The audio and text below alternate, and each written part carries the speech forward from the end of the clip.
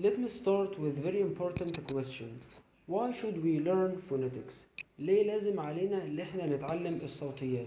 في سبب مهم جدا وهو ان يعني بيقول لك because pronunciation is the key to understanding and being understood.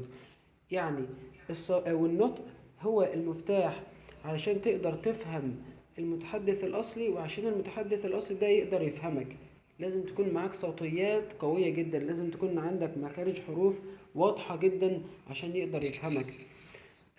تخيل كده مثلا دلوقتي imagine this، لو انت عندك حصيلة كلمات كبيرة جدا ومتعلم القواعد بشكل كويس جدا، بس انت في الاخر الناس ما بتعرفش تفهمك ولا انت بتعرف تفهم الناس اللي هو المتحدث الاصلي.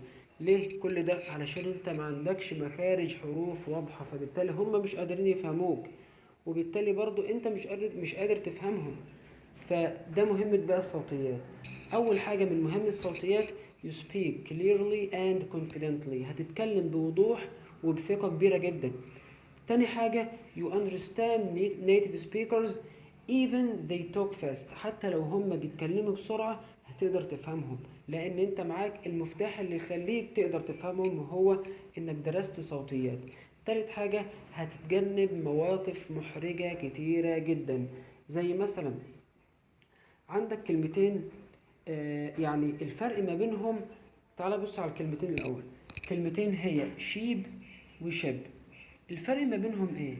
الفرق ما بينهم صوت واحد بس، ديت ش اي ب، والتانية ش اي ب. الفرق ما بينهم صوت واحد بس اللي هو الصوت اللي في النص.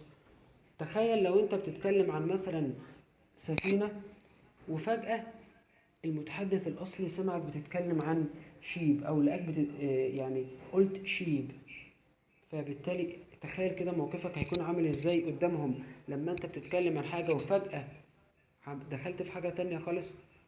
فعشان تتجنب المواقف اللي زي ديت انت لازم تتعلم الصوتيات. وبرضو في حاجة مهمة جدا، ان ده هيساعدك انك تتهجى الحروف بشكل كويس جدا، وكمان الحروف اللي موجود او الكلمات اللي موجودة معاك حصيلتك اللغوية هيساعدك انك تفتكر التهجي بتاعها بشكل كويس جدا. فالنهاردة بإذن الله خلينا نبدأ مع بعض يعني خطوة بخطوة كده، ستيب باي ستيب وساوند باي ساوند، علشان بإذن الله تقدر تتكلم بثقة كبيرة جدا